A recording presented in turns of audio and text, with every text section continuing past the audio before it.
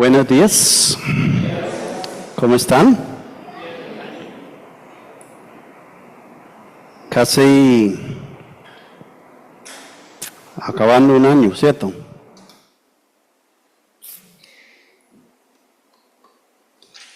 Impresionante. Los años siguen y cada año más canas, menos memoria.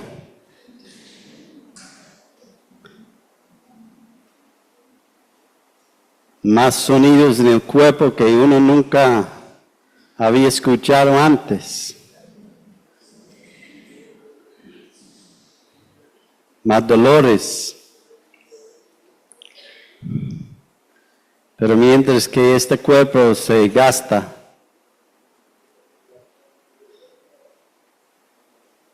estamos renovándonos y esperando el día que cuando vamos a ser renovados para siempre. Vamos a tener cuerpos como los cuerpos del Señor. Hermanos, soy portador de otra noticia. No como los noticieros de viernes. El hermano Javier está libre hoy. Este está con relación al campamento de Santa Rosa, que empieza el 6 de enero en Santa Rosa de Cabal. En el colegio Timoteo. Entonces empieza a 6, que es lunes, creo, ¿cierto? Lunes 6, y termina el 10, que sería viernes o sábado, lunes. Bueno, yo de verdad, hermano, no. ¿Ah? ¿Termina viernes, empieza? Sí. Empieza el lunes 6, termina viernes 10. Tiene un valor de 200 pesos, 1,000 pesos por campista. Bueno, el gobierno quiere quitar los ceros, entonces estamos con... si es un grupo familiar, es 170 por persona, ¿cierto? De la familia. Si hay un grupo familiar que quieren, todos somos la familia de la iglesia del local bíblico en Tuluá, ¿cierto? Niños 140, ¿cierto? Entonces, si hay niños 140. Entonces, hermanos, bueno, yo sé que muchos hermanos han ido durante los años. ¿Cuántos hermanos han ido durante los años? Hermano Olmey, la hermana,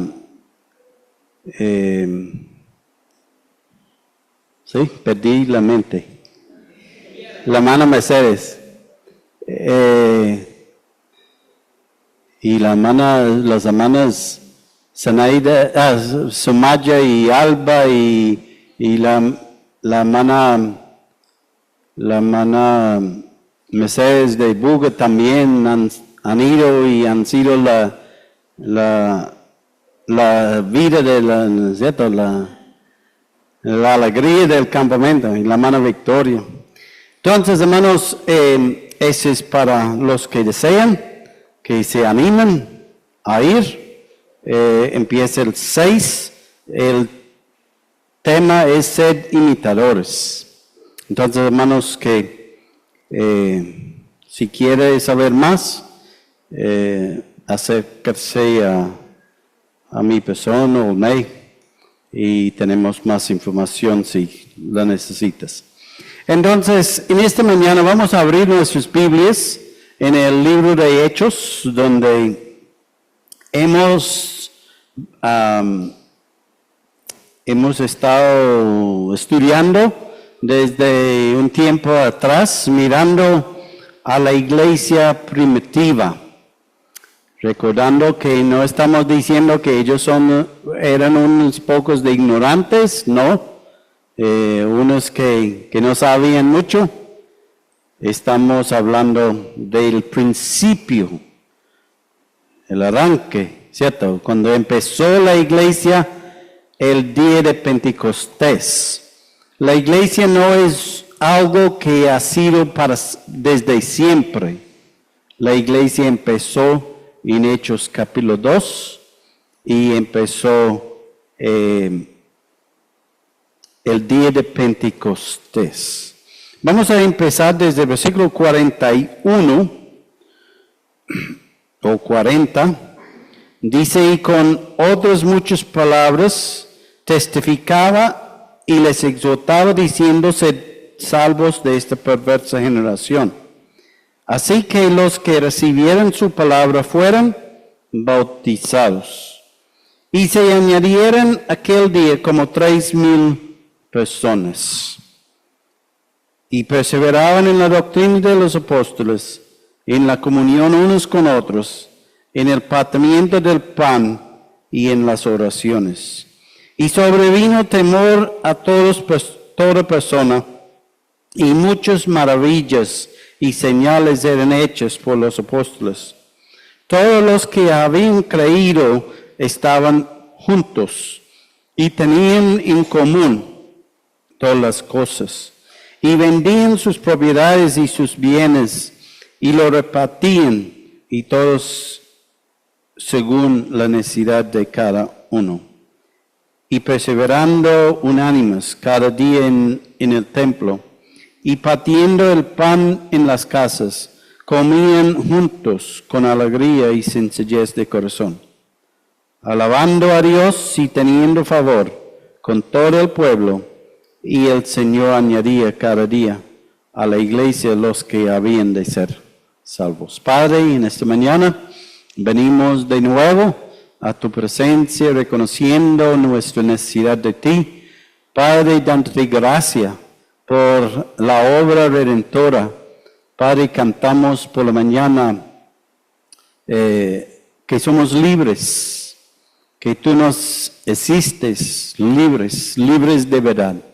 Y Padre, en esta mañana hemos podido venir aquí sabiendo que nuestros pecados son perdonados. Y Padre, que queremos en este momento escuchar tu voz en nuestras vidas para que podamos, Padre, ser guiados por tu Espíritu Santo, podamos vivir nuestras vidas conforme a la voluntad tuya. Padre, esto te pedimos, dándote gracia en el nombre precioso del Señor Jesucristo. Padre, recordando a los hermanos que no pueden estar con nosotros en esta mañana, algunos por enfermedades, otros por otras cosas. Tú conoces bien cada situación y, Padre, queremos encomendarlos a ti en el nombre precioso del Señor Jesucristo. Amén. Hermanos, entonces vamos a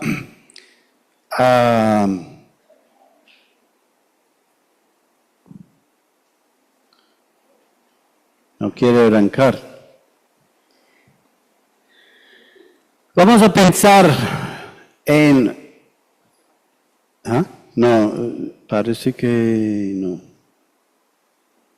Pero, ay, con razón. Siempre hay una razón de las cosas, ¿cierto? Entonces,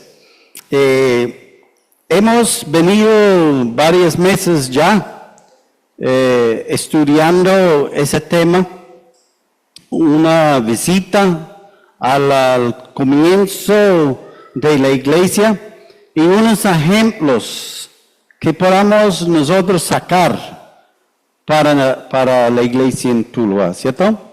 El primer ejemplo que hemos visto desde el principio es que esos hermanos estaban juntos, unánimes juntos. Y vemos ese pensamiento desde capítulo 1 de Hechos y seguía en capítulo 2 también mencionando el hecho que la iglesia estaba unidos unánimes, con la misma visión, con la misma misión por delante. Si uno entra a la página de una organización o entra a la oficina de una organización, siempre tienen ahí su visión y su misión, ¿cierto? Ahí en la pared y entonces promocionando sus cosas. Entonces su razón de existir, por decir. Entonces la iglesia estaba unánimes, juntos. Y encontramos en la iglesia en los primeros siglos. Esperaban el Espíritu Santo. Ellos estaban deseando que el Espíritu Santo esté en sus vidas. Y sabemos que el principio era antes del Espíritu Santo, pero el día de Pentecostés, el Espíritu Santo vino sobre ellos. Y ya hoy día nosotros sabemos que cuando recibimos a Cristo, ¿qué recibimos? El Espíritu Santo. ¿Cierto? Dios nos dice en Efesios capítulo 1, versículos 13 y 14, que somos sellados con el Espíritu Santo de la promesa. El Espíritu Santo que el Señor Jesucristo había prometido desde Juan capítulo 14, 15 y 16. Entonces ellos esperaban en el Espíritu Santo, que el Espíritu Santo obre en sus vidas. Y nosotros también necesitamos estar esperando que el Espíritu Santo obra en nuestras vidas. El Evangelio. Ellos empezaron predicando el Evangelio que Cristo vino a salvar al mundo de su pecado. Y hermano, no hay otro Evangelio. El Evangelio es que Cristo Jesús vino a salvar a la humanidad. Él fue crucificado en una cruz y levantado de los muertos, sepultado, levantado de los muertos. Y hoy día nosotros esperamos su venida. Y hemos sido, en esta mañana, hemos sido animados, ¿cierto?, a contemplar la pronta venida del Señor. El Evangelio fue predicado, las personas recibieron el mensaje de salvación, que Jesucristo vino al mundo a salvar al mundo de su pecado. Y esas personas creyeron y fueron bautizados. Querían identificarse con la persona del Señor Jesucristo. Querían ser parte de esa iglesia, nueva iglesia local. Pero leímos en versículo 42 que ellos perseveraban. La cosa no terminó ahí. No terminó con ser salvo y bueno, chao, voy al cielo y gracias al Señor. Ese tuvo un efecto más grande en sus vidas. Había un deseo de perseverar, de estar estudiando las Escrituras, escuchando las prédicas, escuchando lo que Dios quería para sus vidas. Entonces hemos visto que perseveraban en la doctrina de los apóstoles. La doctrina que el Señor estaba entregando a los apóstoles para enseñarlos a ellos, porque ellos no tenían las Escrituras como nosotros las tenemos hoy. Yo he hablado en esos días, no entendía, de los credos. Y me llamó la atención en esos días de saber que los credos fueran dados porque para ayudar a las personas comunes a recordar las cosas, las doctrinas de la Biblia. las verdades de la Biblia. Porque las personas comunes en aquel tiempo, en los años de la Edad Media, ellos no podían leer, ni tenían las escrituras en sus manos. Y solamente unas personas ricos, unas personas que tenían oportunidad de estudiar, podían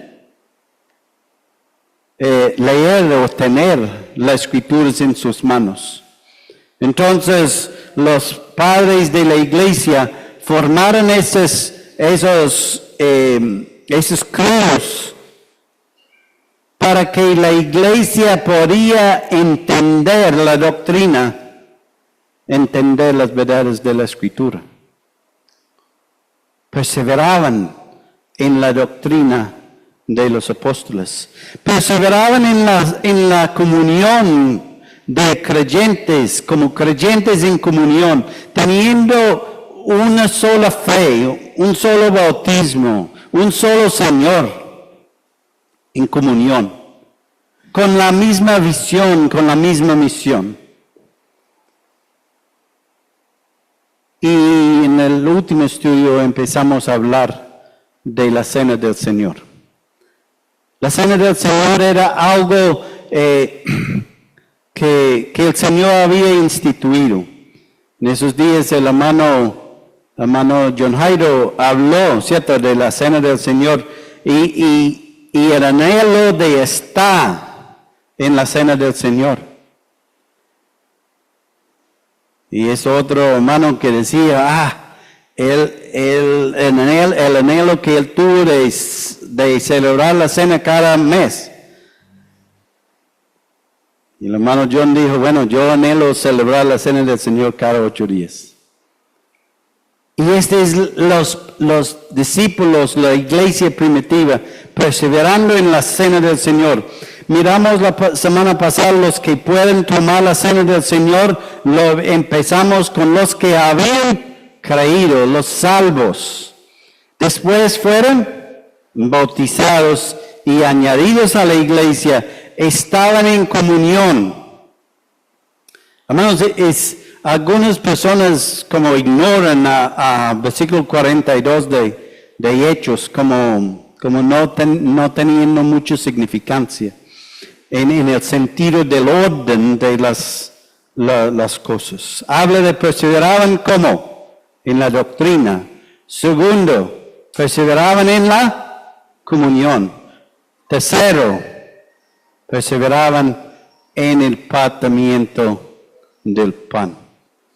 Entonces podemos ver que para cenar, para estar aquí en esta mañana, alrededor de la persona del Señor Jesucristo, es necesario que primeramente somos salvos, hemos creído en Jesús.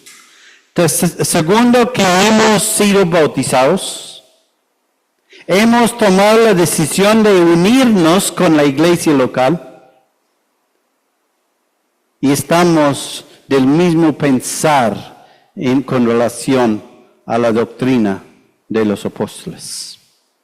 ¿Cómo podemos estar reunidos y no estamos de acuerdo? Que no tenemos comunión, estamos peleando, ¿cierto?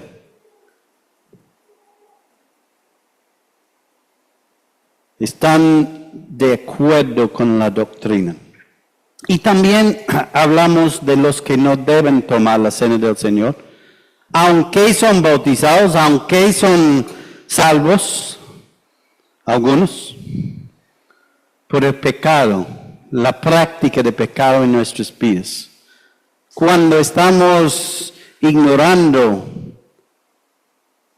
la palabra de Dios y pecando, hay pecado en nuestras vidas. El hermano Julián el martes nos habló de la disciplina en la iglesia, ¿cierto? Y la disciplina es más que dan un castigo a una mano. Incluye todo esto, aún ese fue uno de los versículos que él leyó. La doctrina, la disciplina habla de de todo lo que estamos hablando en esta mañana. Entonces, el pecado prohíbe o impide que estemos compartiendo de la cena del Señor. La otra es los apóstatas. Hablamos de las personas que dicen que son, pero van porque no quieren, porque dejan las cosas del Señor, ¿cierto? Miramos que eso tiene consecuencias personales. Dice en capítulo 11 de Corintios, 1 Corintios, que había enfermos, debilitados y hasta muertos, dormidos, personas en la iglesia por comer de la cena del Señor indignamente. Entonces podemos ver que es algo serio para la iglesia, serio para la persona, pero serio para la iglesia también, porque Pablo habla en capítulo 5 de 1 Corintios de la persona que estaba en pecado y que ellos tenían que sacar a esa persona de la comunión de la iglesia local. Entonces vamos a mirar hoy, en la media hora que tenemos, ¿cuándo debemos participar de la cena del Señor? ¿Cuál fue la práctica de la iglesia primitiva? Y entonces encontramos que la práctica fue frecuente. Ellos celebraban la cena del Señor frecuentemente. Si nosotros fuéramos a salir a otras partes, hay unos que celebran la cena cada 20 días, otros cada mes, otros cada 6 meses, 3 meses, cada año. Hay personas que solamente celebran la cena del Señor, iglesias. Pero nosotros vemos en la Escritura, por el ejemplo de la iglesia de Hechos, la iglesia primitiva, que ellos celebraban la cena del Señor frecuentemente. En capítulo 11 de 1 Corintios, nos dice que así pues todas las veces. Entonces nos indica que es constante, es frecuente, ¿cierto? Todas las veces que comieres este pan y bebieres esta copa, la muerte del Señor anunciaréis hasta que Él venga. No está con el sentido de cuando puedo o cuando me siento ganas de celebrar. ¿Cierto? Debe ser, como el hermano John dijo en esos días, un deseo, una cosa que nos anima, ¿cierto? A estar en esta mañana para celebrar la cena del Señor. En Hechos capítulo 20 nos dice que el primer día de la semana, reunidos los discípulos, en Hechos 20 tenemos como esta de cada semana, el primer día de la semana, reunidos los apóstoles o los discípulos para partir el pan. Entonces, vemos este ejemplo en Hechos. Parece en capítulo 2 de donde estuvimos, capítulo 2 de Hechos, parece que al principio la iglesia se reunía diariamente para celebrar la cena del Señor. En versículo 46, dice, y perseveraban unánimes cada día en el templo, partiendo el pan. Entonces parece que estaban cada día, el anhelo era tanto que querían celebrar la cena cada 8 días, cada día. Pero cuando llegamos al capítulo 20, parece que habían llegado a una práctica de celebrar la cena del Señor cada 8 días. Y esa es la razón por la cual nosotros celebramos la cena cada 8 días. Porque creemos que es la práctica de la iglesia primitiva. Fue la práctica que ellos llegaron a tener, ¿cuál fue a adoptar, ¿sí? De celebrar la cena del Señor cada 8 días. Y siendo el primer día de la semana. ¿Por qué el primer día de la semana tiene significancia? Por la resurrección del Señor. Yo creo que sí. ¿Cierto? Aún en Juan 20 tenemos los discípulos el mismo noche que Jesús resucitó. Ellos se reunieron y dice, y 8 días después se reunieron. La primera ocasión Tomás no estaba. Y segunda ocasión Tomás estaba, pero Tomás había dicho algo. Él decía, hasta que yo veo, no creo. ¿Cierto? Y cuando él llega 8 días después con los discípulos y el Señor aparece en la presencia de ellos. Bueno, frecuentemente y continuamente es como muy similar, ¿cierto? Pero constantemente y continuamente indica hasta un tiempo, un fin, hasta que Él venga, ¿cierto? Es algo prolongado. La cena del Señor no es como la primera comunión que muchos niños se van a la iglesia y nunca vuelven en su vida de pronto para su matrimonio, si deciden casarse o para otra cosa. Pero primera comunión y ya.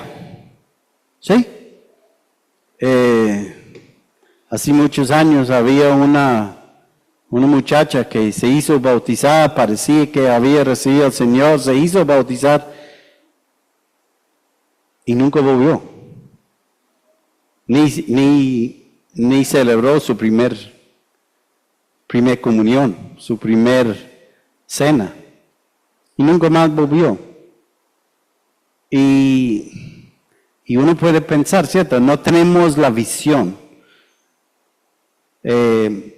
Entonces ellos continuamente, era algo que ellos anhelaban hacer, perseveraban en la cena del Señor. Así que todas las veces que comieres este pan y bebieres esta copa, la muerte del Señor anunciáis hasta que Él venga. Y desde este día de Pentecostés, desde el inicio de la iglesia local así ha celebrado la cena del Señor. Es algo que ha continuado y es algo que nosotros como creyentes debemos continuar acá en Tuluá. Repetitiva. Hasta un evento específico en el futuro. ¿Y cuál es el evento específico? Hasta su venida. En Juan 14:3 dice, si me fuera y os prepararé lugar para vosotros, prepararé lugar, vendré otra vez y os tomaré a mí mismo, para que donde yo estoy, vosotros también estéis. Hasta el cumplimiento de esa promesa del Señor. Nosotros sabemos que el Señor va a venir. ¿Estamos seguros de la venida del Señor? Él va a venir. ¿Cómo debemos participar de la cena del Señor? Hemos visto cuándo. Y hemos establecido que la iglesia primitiva celebraba la cena cada día. Pero al mitad del libro, llegando al final del libro de Hechos, encontramos que están celebrando la cena del Señor cada 8 días. Encontramos que ellos celebraban la cena del Señor mirando al futuro, mirando al día cuando el Señor Jesucristo volverá.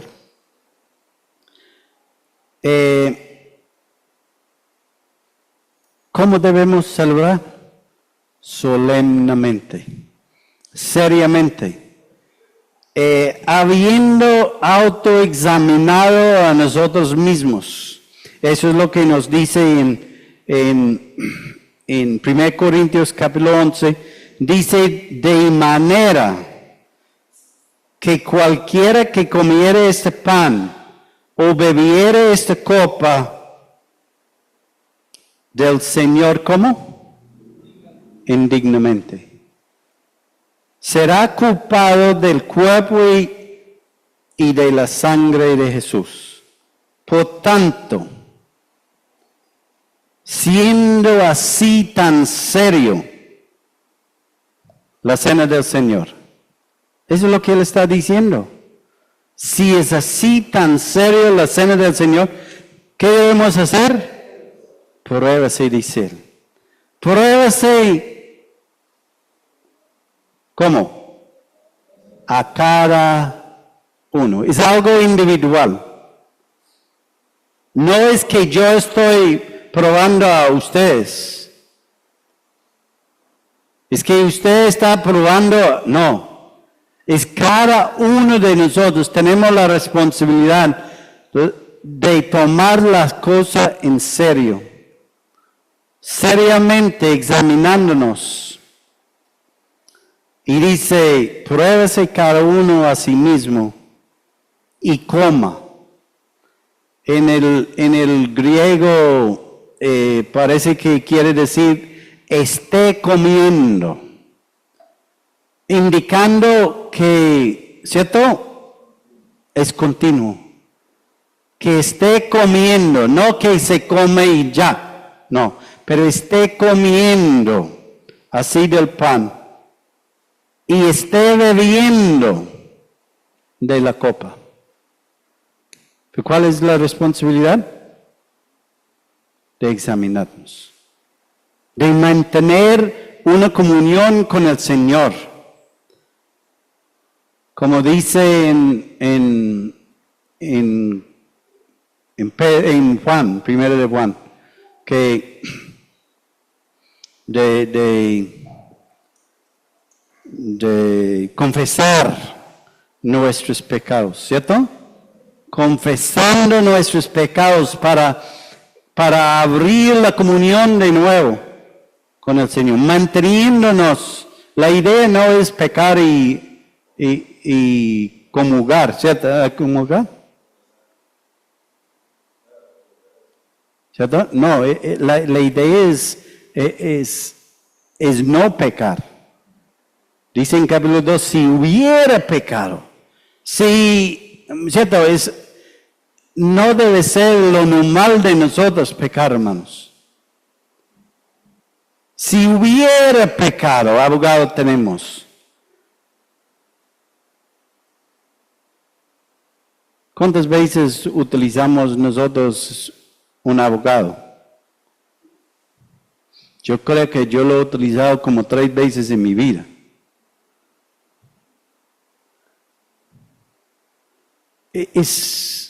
¿Cierto? Es una cosa inesperada que uno tiene que usar un abogado, ¿cierto? Yo sé que los abogados quieren que los utilizamos todos los días, pero esa no es la idea. Si hubiera pecado, abogado tenemos. Y entonces, hermanos, no debe ser lo normal de nosotros pecar. Nosotros no debemos estar continuamente pecando y rezando y empatando. No, esa no es la idea. Y él dice, examinándonos, porque el que come y bebe indignamente sin discernir, sin darse el valor merecido, tomándolo con poca seriedad, el cuerpo del Señor. Juicio come y bebe para sí. Entonces, es algo que debemos hacer solemnemente. No es un chiste, no es algo deportivo.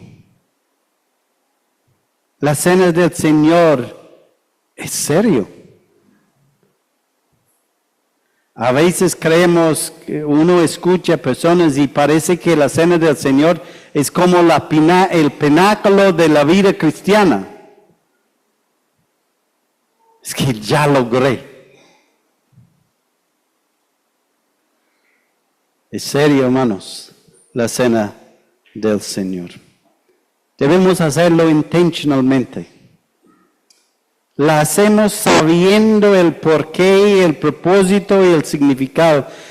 Todo es acerca de Él. Pensando en eso, es acerca de Él. La cena del Señor no es para nosotros. Es para Él. La cena del Señor. Dice en Lucas capítulo 22, 19, cuando el Señor Jesucristo instituyó la cena del Señor con sus discípulos, dice, y tomó el pan y dio gracia y lo partió y les dijo diciendo, esto es mi cuerpo que por vosotros es dado. Hacer esto, ¿cómo? ¿En memoria de quién? De Jesús. Hermanos, cuando nosotros reunimos aquí por la mañana y tomamos este pan y este vino, lo tomamos en memoria de Él. Nunca nos olvida, hermanos, de eso. De verdad me da algo de tristeza cuando voy a mi país y uno va a la cena del Señor y empiezan a hablar de cosas hasta que escuché una vez que la impresora de la casa se dañó y el Señor les dio la plata para comprar una nueva.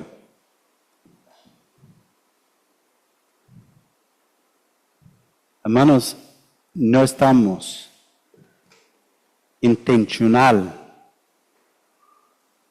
en recordar al Señor Jesucristo. Estamos pensando en nosotros. Sí, puede ser verdad que el Señor proveyó para comprar una nueva impresora.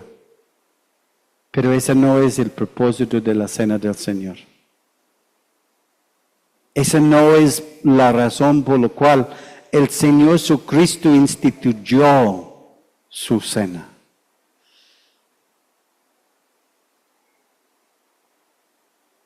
La cena del Señor tiene que ver con el pecado mío, el pecado suyo, que el santo, inocente Hijo de Dios se dio su vida en rescate de la mía. Y que toda la gloria sea para Él. Toda la atención sea para Él. Él es digno de recibir de nosotros la alabanza, la gloria, el honor. Porque la cena del Señor es para Él. Nosotros los martes venimos y sí, damos gracias al Señor por las cosas que Él ha hecho en nuestras vidas, ¿cierto? Pero la cena del Señor es algo particular. La cena del Señor debe ser intencional. Hacer esto en memoria de mí. El último punto que quiero mirar, y no sé, ustedes pueden haber pensado en otros, pero yo saco esos 5. Dignamente. ¿Cómo es merecido? El diccionario dice que dignamente significa de un modo digno o decente. como dignidad, con merecimiento, justicia y razón. ¿Cómo es merecido? ¿Y cómo es merecido? Limpio de corazón, habiendo examinado a nosotros mismos, con reverencia, con inteligencia, conscientes del significado de la cena del Señor. Nuestra actitud, y yo pensé en eso porque yo puse nuestra actitud hacia la cena y después pensando, eso no suena bien. Nuestra actitud hacia el Señor de la cena. Hermanos, no debemos poner el énfasis en la cena en sí. El énfasis está en el Señor de la cena. Y eso es lo que tenemos en el mundo en que vivimos, que ese pan es el cuerpo real de Jesús. El vino es la sangre real de Jesús, se convierte en la sangre de Jesús. No, hermanos, estamos poniendo el énfasis en no en la persona del Señor Jesucristo, que representa esas cosas. Porque el Señor Jesucristo nos dijo, utiliza eso. Tomó el pan, tomó la copa. Hacer eso en memoria de mí. Nuestra actitud hacia esta persona, no hacia los emblemas, aunque no debemos tratarlos como cualquier cosa tampoco. Debemos hacerlo en seriedad, en reverencia. Pero hermanos, el enfoque no es esto, el enfoque es Él. El valor que ponemos sobre la persona de la cena, del Señor de la cena. ¿Quién es Jesús para mí? Y hermanos, yo creo que si nosotros nos quitamos no la visión, porque tenemos que tomarlos. Hay un otro extremo que dicen que no, nosotros no necesitamos tener pan y vino, nosotros solamente venimos y hablamos de Jesús y ya. Ese es tomar el pan y tomar el vino. Pero eso no es lo que dice Jesús. Él dice, toma ese pan, toma esa copa y hacerlo en memoria de mí. Entonces tenemos que unir las dos cosas, el Señor Jesucristo, el Señor de la cena y los emblemas. Pero Él es el que debe tener la preeminencia. Es el Señor Jesucristo que debe tener la preeminencia. Hermanos, las consecuencias de tomar la cena del Señor indignamente. ¿Hay consecuencias? En 1 Corintios 11, 29 dice, porque el que come y bebe indignamente, sin discernir el cuerpo del Señor, juicio come y bebe para sí. Por lo cual muchos enfermos y debilitados entre vosotros, y muchos duermen. Triste, ¿cierto? Tan serio es la cena del Señor. No estoy queriendo que el domingo entrante nadie cena. Esa no es la idea, hermanos. La idea es que nosotros, de verdad, cenamos conscientes de lo que estamos haciendo. Lo hacemos, pensando por la mañana, cuando cantamos el himno, hay libertad. Pensando en Juan, cuando el Señor Jesucristo dijo que en capítulo 8 de Juan, y él dice,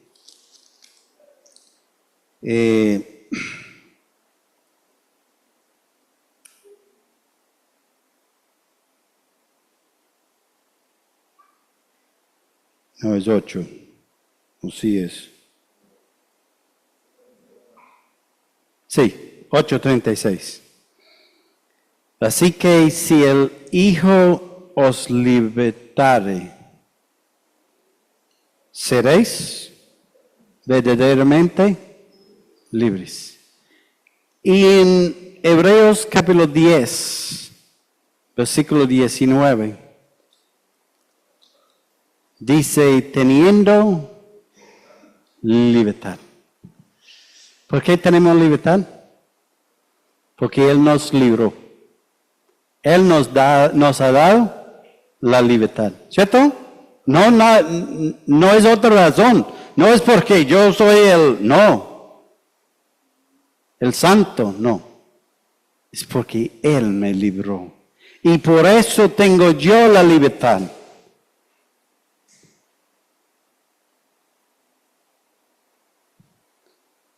Tenemos que recordar de Ananías y Zafira.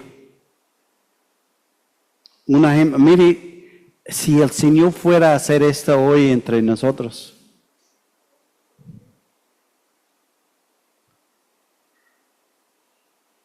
¿Cierto?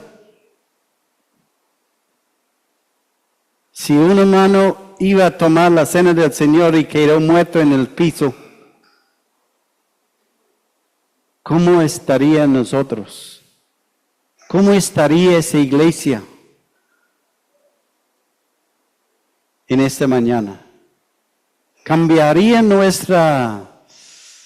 la manera que nosotros llegamos a la cena del Señor? ¿Cambiaría o no?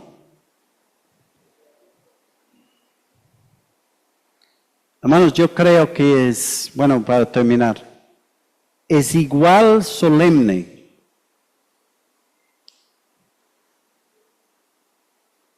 celebrar la cena, tomar la cena del Señor, como es igual solemne no tomarla. Algunos hermanos dicen, no hermano, es que yo no tomé la cena por la mañana porque, hermano, sentí mal, yo había hecho tan cosa y aquello y un montón de excusas. Yo dije a un hermano un día, hermano, ¿usted sabe que usted pecó 2 veces? Y el hermano me dice, ¿cómo así? ¿Cómo así que pequé 2 veces? Y yo, hermano, usted pecó porque tuvo un problema con el problema que tuvo. Y pecó la segunda vez porque no se examinó, no se arregló su situación con el Señor para llegar a cenar digno. Bueno, ninguno de nosotros podemos decir que somos tan dignos, ¿cierto? Pero hermanos, necesitamos mirar las cosas seriamente con relación a la cena del Señor. Padre, en esta mañana, gracias te damos. Gracias porque tú nos has dado la cena del Señor. Padre, el Señor Jesucristo lo instituyó para ayudarnos a recordar, de ese sacrificio tan grande que fue hecho una vez y para siempre, para salvarnos, para redimirnos. Padre, para que nosotros pudiéramos tener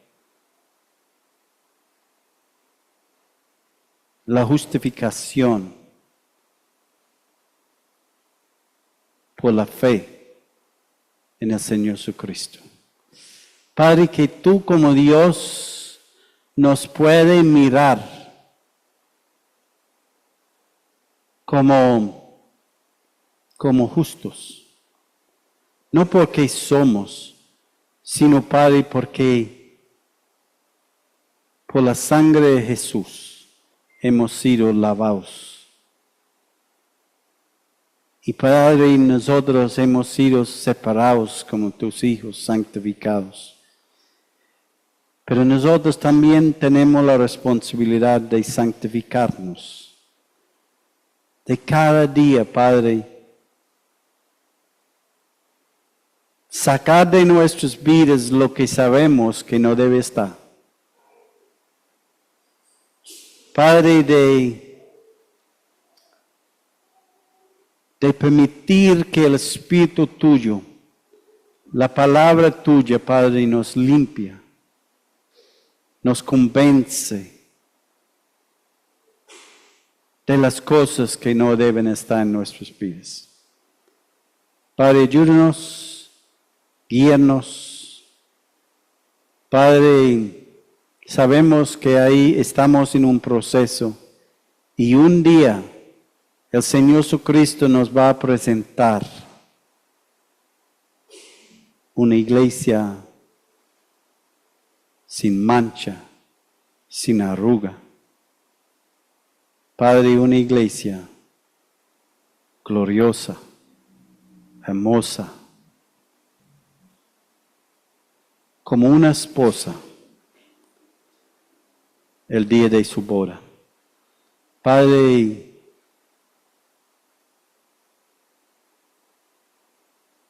no hay nada más que decir.